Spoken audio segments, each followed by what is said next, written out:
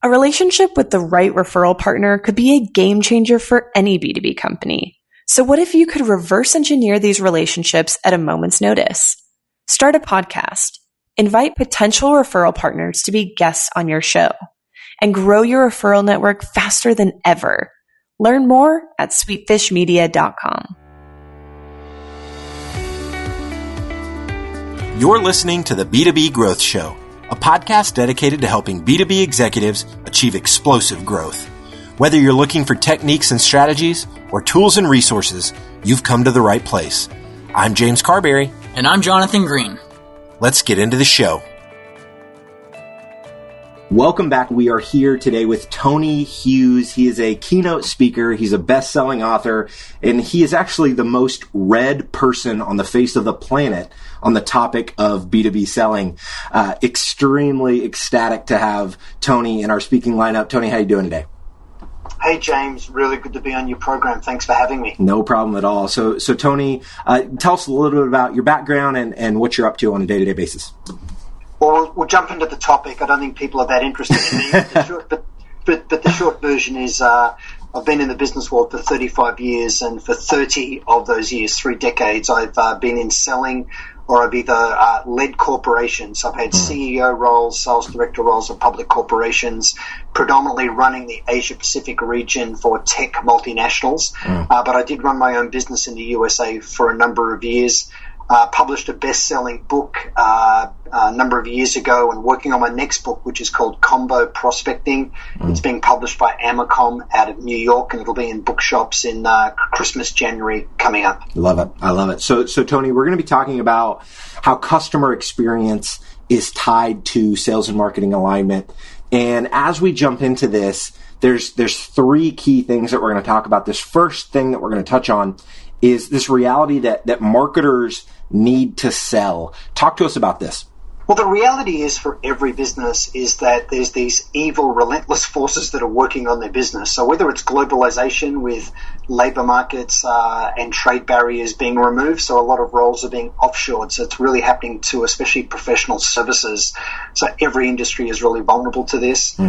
Whether it's just the issue of commoditization, so everybody's high-value solution or technology over time really becomes a commodity. And with buyers being so empowered with information, it's very easy for them to run a kind of reverse auction process on any selling organization. And then the third force in my mind is really disruption. So technology especially, and the opportunities for new business models can really put any particular business at risk. So the reality is that low value transactional kind of selling, in my view, really needs to be taken over by marketing. So they need to be able to transact those lower margin items. One of the biggest mistakes that I see businesses make out there is that they allow an expensive field force to hold on to that cash cow of historical things they were selling that have just become a commodity. So in my view, the marketing department should really step up and run the outbound telesales part of any organization. And there's some really good reasons why they should do that. And the reality is, if you have a look at how an outbound inside sales function should work, they need to be empowered by a really good technology stack. They need to use content marketing strategies to help attract and engage and take people along a buyer's journey. And the reality is that salespeople aren't typically good at those things. They're also not historically good at running good, disciplined process. So to me, the marketing organization can really help with the tech stack. They can help with buyer's journey and content marketing to take the buyer or support the buyer along on their own process.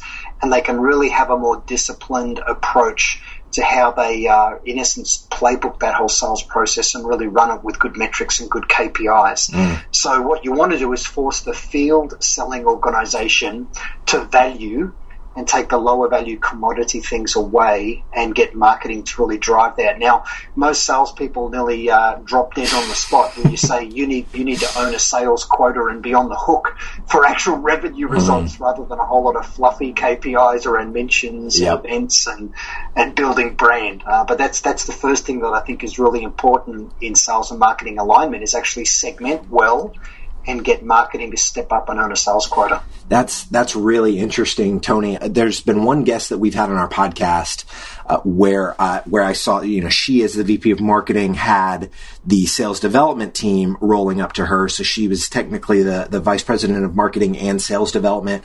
Are you seeing this being a trend that you're seeing with a lot of the organizations that you're working with, where that inside sales function is actually rolling up to marketing, or is it still something that isn't widely adopted where you're at? I don't think it's widely adopted anywhere is the reality. I work with clients in the US, in London, in the Asia Pacific region where I'm based, here in Sydney. A number of years ago, there was a lot of talk about this concept of a chief revenue officer that would really own everything that contributed to generating revenue. So sales and marketing, inside sales, field sales, channels. But the reality is I haven't seen that get a lot of traction inside organizations, and there's still this passive-aggressive war that's going on between sales and marketing.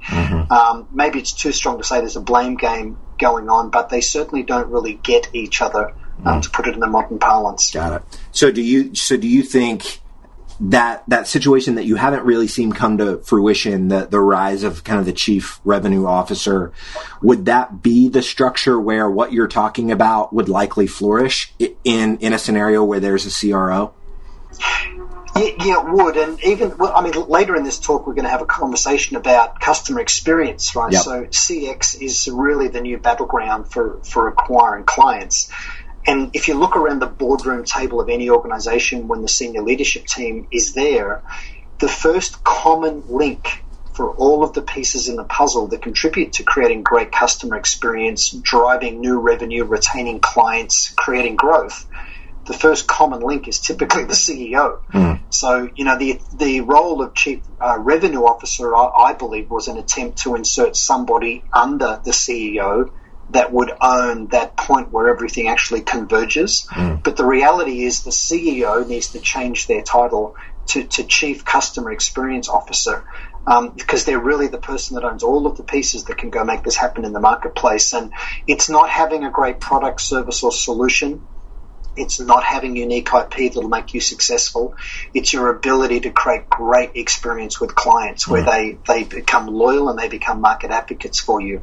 And whether you're an individual seller or whether you're the head of marketing, that's really what you're aspiring to create. Got it. Okay. So talking about marketers needing to sell and marketing really owning the inside sales function, this next piece we're going to talk about is sellers need to market. And so there are a couple different pieces here that we're going to unpack. Talk to us about the most pivotal thing that sellers need to understand as they embrace this idea that they actually need to market. Yeah, so in the same way that if you say to the head of marketing you need to own a sales quota, they'll run away in the opposite direction screaming. When you go and say to an individual salesperson that they need to go and create content, you can see the blood drain from their face. The reality is that very few salespeople can write. And in my own blog, I've been talking for years about the fact that if you can't market, you can't sell, and the salespeople need to create content. It creates a lot of controversy. So marketing organizations and the leadership team will worry about a salesperson going off the reservation and actually damaging brand with what they do with content strategies. But there's two key things that salespeople need to write about. So actually, just before I say that, the other thing is that salespeople need to move away from having their LinkedIn profile as their online CV, and they need to treat it as a personal branding microsite. When you think about it, LinkedIn's providing every individual salesperson with their own website. So it's where they can represent their brand and start the process of doing trust. It's incredibly important because at least 3/4 of the people that sellers run any kind of outreach to or with will jump online and have a look at them first to decide do they really want to engage or not. I think you'd agree. Anytime we have a meeting with somebody, you and I did this, we had a look at each other's LinkedIn profile online.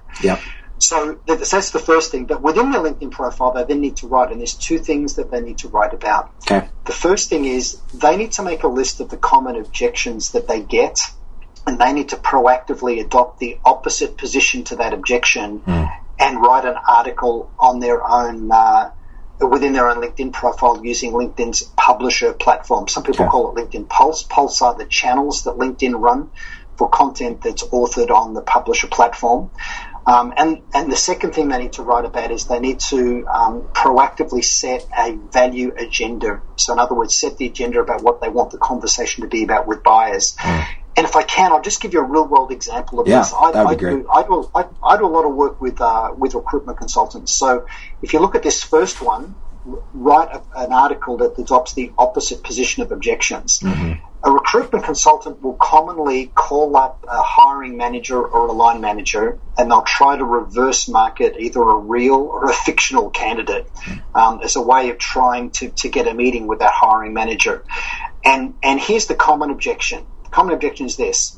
Look, Tony, if I met with every recruitment consultant that rang me, wanting to friend me, wanting to come and buy me a cup of coffee, I would never get any work done. You've either got a good candidate or you don't.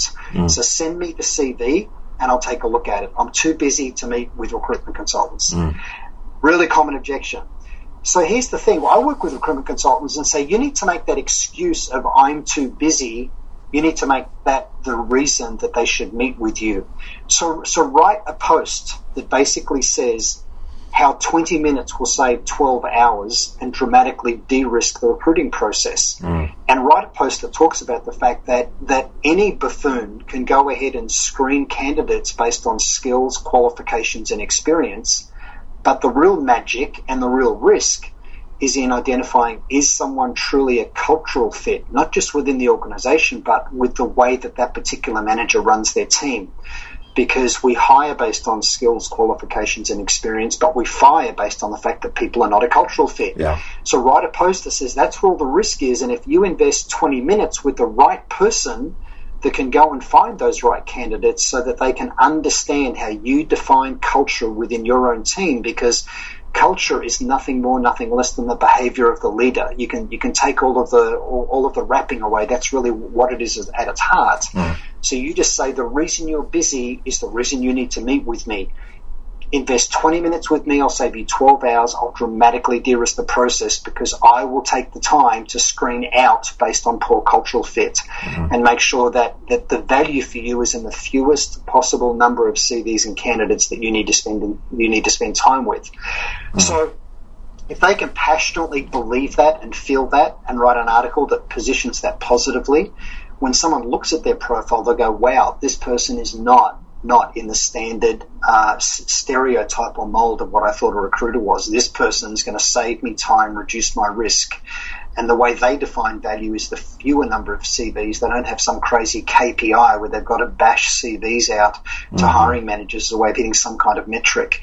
So that's really an example of that. And every seller should think about, what are the excuses or objections I get? How can I get on the front foot, adopt the opposite position, and then also write about the value agenda, the reason I want to meet. So and that would feed into the recruitment consultant. The reason they want to meet is to understand, how do you define culture?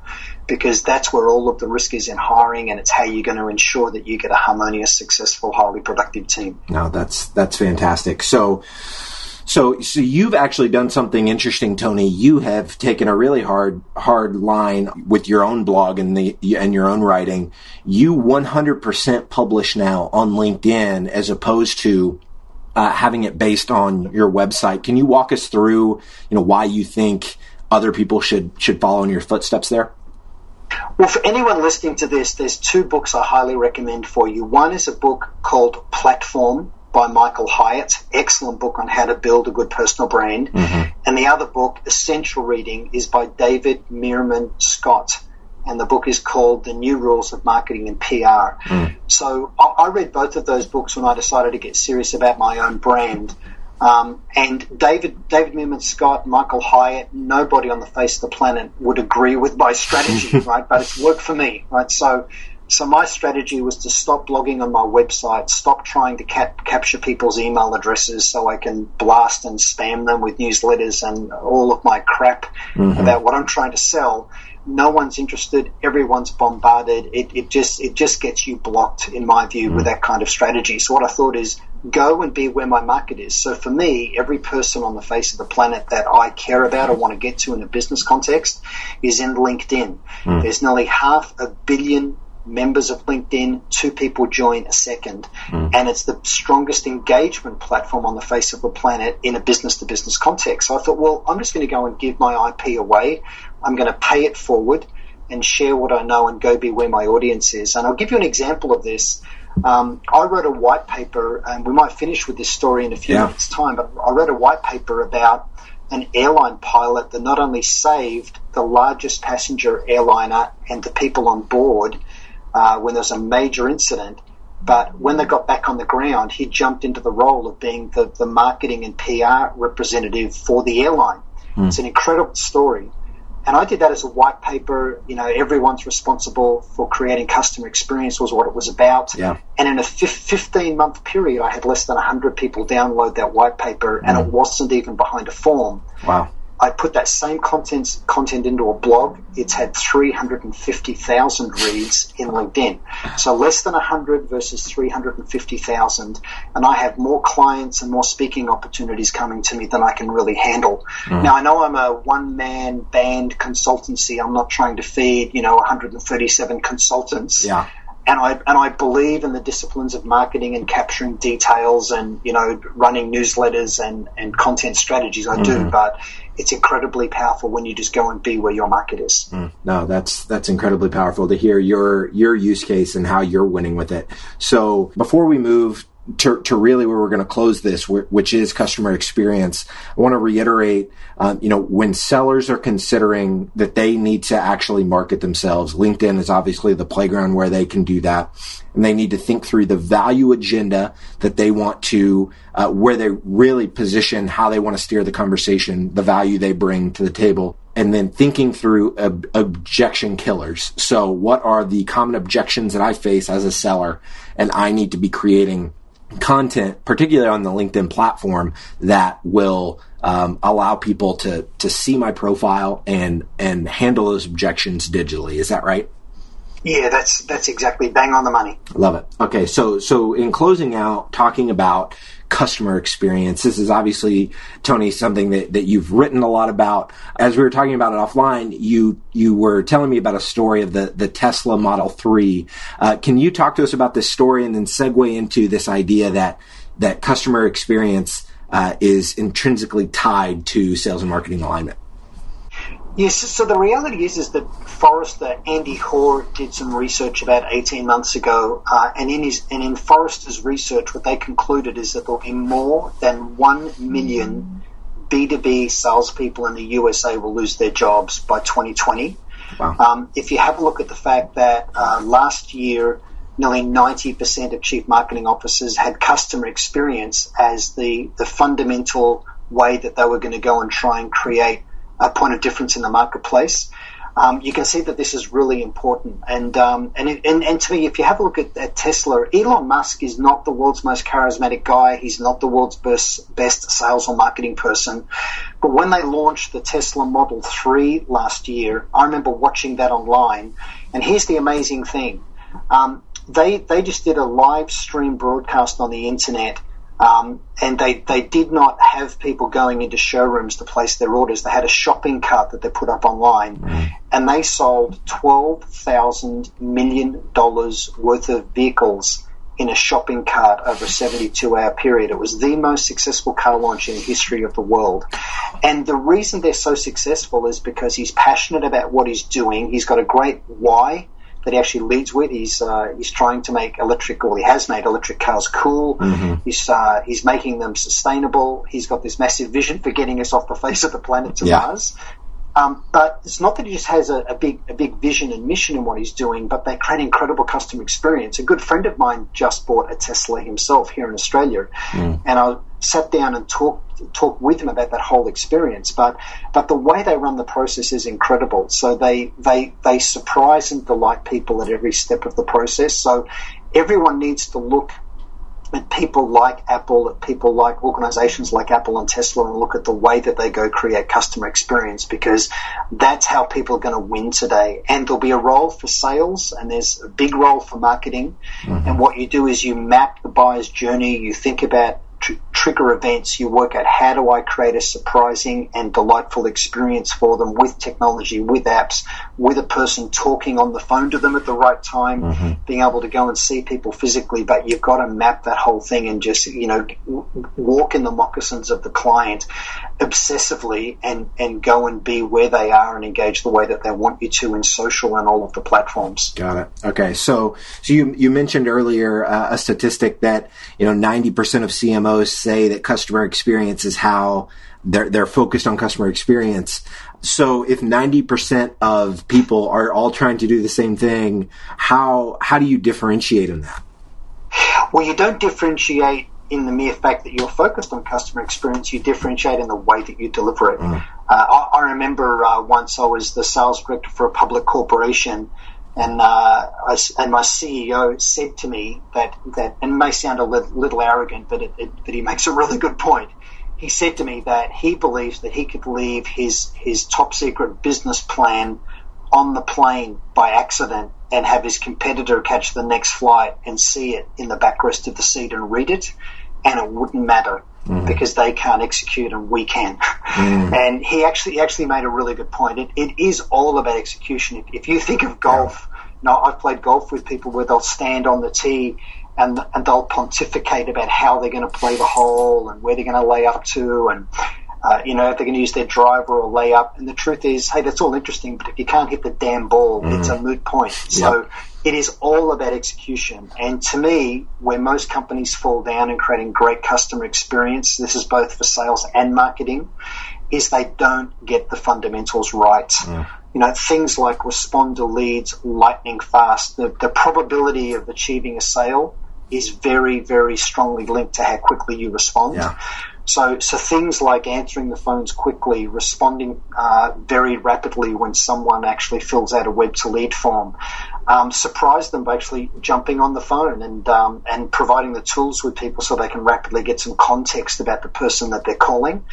We all get really annoyed when you go into a call center, and even after you provide all this information in advance, you finally get to talk to a person, and then they start asking you the same questions that you've been keying in on the phone before you got through to them, or that you filled in on the website. So it's executing basic fundamental things really well and in a really timely way that I believe is the foundation of creating great customer experience. It's not all of the crazy, complex, bizarre, tricky things that you do. It's just get the fundamentals right. No, that makes perfect sense. You also mentioned, when we were talking offline, Tony, you said that there were 3 principles that people needed to understand. Can you walk us through what those 3 principles are?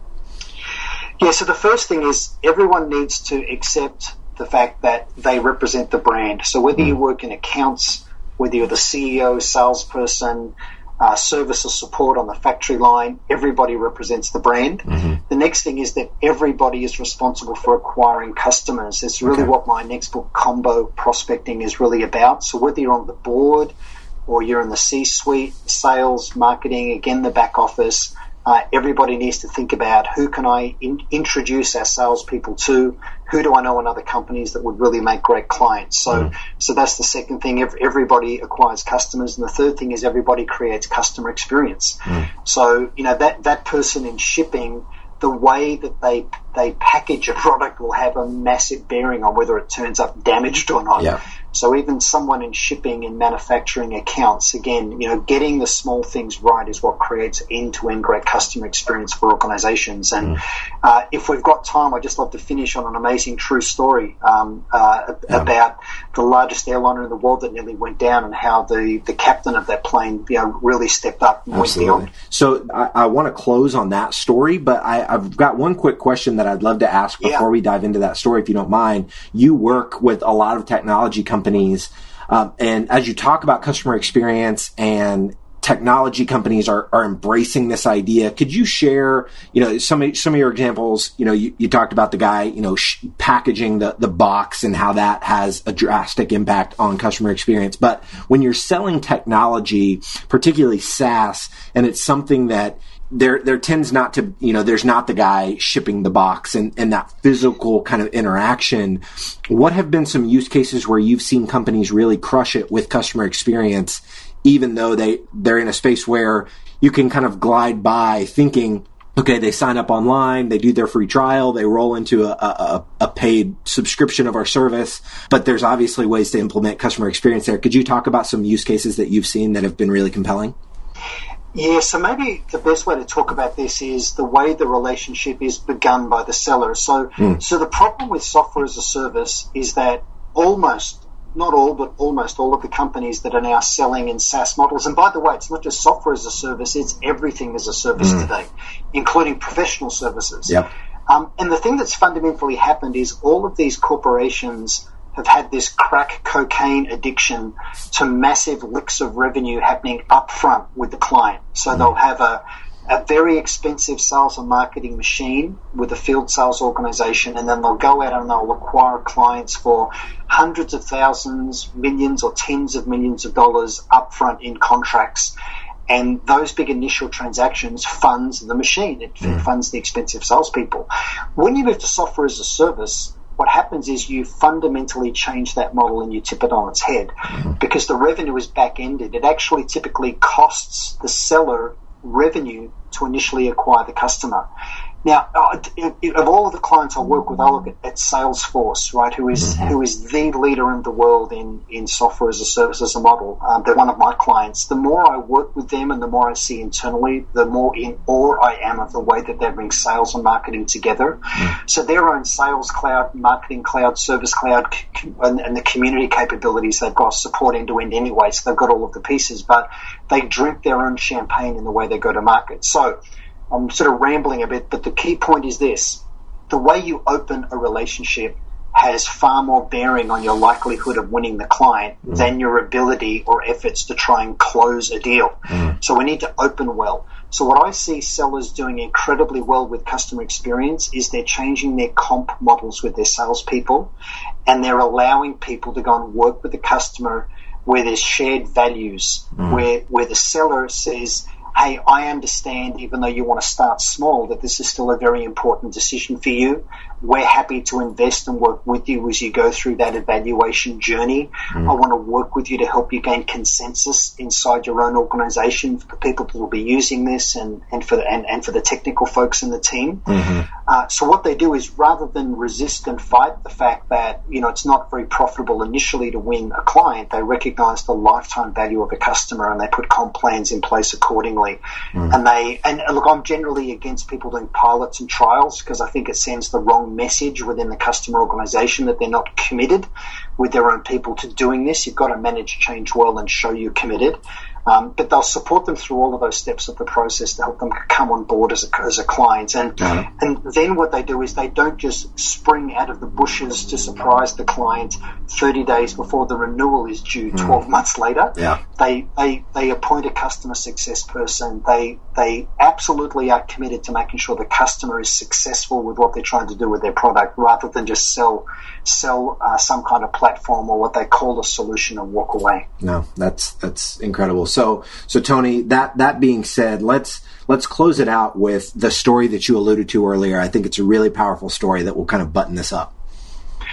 Well, this just highlights that everyone needs to do everything. Everyone represents the brand. This is a true story. So the largest airliner in the world is the Airbus A380. And a couple of years ago, on a flight from Singapore to Sydney for Qantas Airlines, as the plane was on climb out, one of the engines, a Rolls-Royce engine, exploded and sent shrapnel at the speed of sound through the wings and fuselage. Luckily, no one was killed, but it punctured the fuel tanks. Believe it or not, one of the fuel tanks caught fire, but because the plane was so full, there was very little vapor, so it didn't explode. But it also did massive damage to the fiber optic trunk lines that run through the belly of the aircraft. Anyway, long story short, amazing airmanship, amazing work with the team on the flight deck, but they managed to get the aircraft back on the ground despite the fact it was severely degraded. Incredibly stressful event, and people don't realize how close that plane came to coming down. It was an incredible feat. And Captain Richard DeCrepney was the command pilot. When he got on the ground, he went into the business class and first class lounge area. His co-pilot went into the economy area because there's hundreds and hundreds and hundreds of people on an A380. But he said to everybody, when you fly Qantas, you're flying a premium airline and you have every right to expect a better level of service. Right now, there's 1,000 staff mobilized to get you into hotel rooms. We're getting transport out here. We're going to get you vouchers to buy toiletries and underwear. We're going to get you back to Sydney as soon as we can. He says, but I want you to pull out your mobile phone or get a pen and paper. I'm going to give you my mobile phone number. And if Qantas don't treat you the way that you believe you should be treated, I want you to call me. And he gave everyone his mobile phone number. Now, how many people do you think called him? I would hope 0, but I have no clue. And you've nailed it. The answer is not one person called him. Wow. But the thing is, most pilots, and the stress he went through was unbelievable. He was off work with, in essence, post-traumatic stress disorder and depression. It's an incredible thing they went through. This thing was really close, amazing stress. But he said, you know what, I'm not just the guy that saved the aircraft. I'm not just the command pilot. I'm a representative of the airline I work for. And he jumped into that mode. He recognized everyone represents the brand. Everyone needs to create a great experience for clients. And even before this incident, he would always walk the entire aircraft on every flight. And the reason he did it wasn't to go and say hello to passengers, although that's what he did do. The reason he did it was so that all of the staff on that airline, all of the cabin staff, knew that the captain was going to be walking the corridors of the aeroplane, and that they did not want passengers complaining about the service they were getting to the captain. So he did that just to really lead and drive this culture of customer experience. And to me, that's a great experience of what we all need to do as sales and marketing comes together. Yeah, no, that's an incredible story that I think every CEO, every sales leader, every marketing leader can immediately take back to their teams to instill this idea that everybody owns customer experience. Tony, this has been phenomenal. I really appreciate your time. If there's somebody that wants to connect with you, learn more about what you're doing, what's the best way for them to go about doing that? So the best way to follow me is inside LinkedIn. So just look for Tony Hughes in LinkedIn. I've got a blog there. At the moment, I've got, I think, 160-something thousand followers, growing at 5,000 a week. You'll see details of my new book coming up. If you'd like to look at my sales methodologies, that's RSVPselling.com. So RSVPselling.com for methodologies. And my Keynote Speaker website is tonyhughes.com.au. And James, thanks for having me on the program. Thank you so much, Tony. I appreciate it.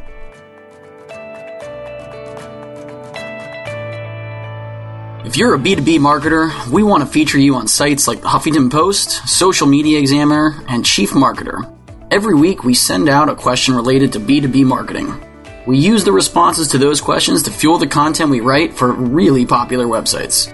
So head over to sweetfishmedia.com/questions and sign up today. Thank you so much for listening. Until next time.